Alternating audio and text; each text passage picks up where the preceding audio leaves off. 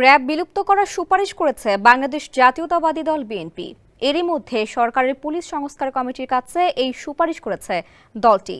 মঙ্গলবার সকালে রাজধানীর গুলশানে বিএনপির চেয়ারপারসনের কার্যালয়ে এক সংবাদ সম্মেলনে এ কথা জানান বিএনপির স্থায়ী কমিটির সদস্য ও বিএনপির পুলিশ সংস্কার কমিটির প্রধান মেজর অবসরপ্রাপ্ত হাফিজউদ্দিন আহমেদ।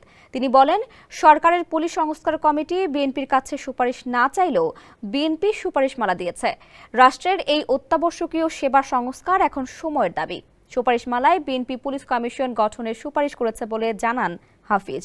তিনি বলেন, পুলিশের বিভিন্ন স্তরের অবসরপ্রাপ্ত পুলিশ কর্মকর্তাদের সঙ্গে কথা বলেছি, সাংবাদিকদের সঙ্গে কথা বলেছি, অনেকের সঙ্গে কথা বলেছি।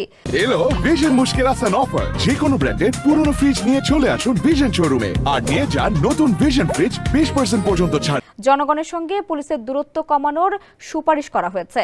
তাদের ৩ নম্বর সুপারিশে বলা হয়েছে, র‍্যাব ইতোমধ্যে দেশে এবং বিদেশে ব্যাপকভাবে নিন্দিত ও সমালোচিত হয়েছে।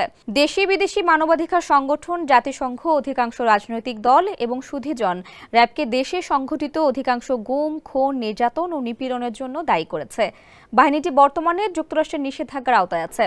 এই প্রেক্ষাপটে র‍্যাবকে বিলুপ্ত করার সুপারিশ করা হলো।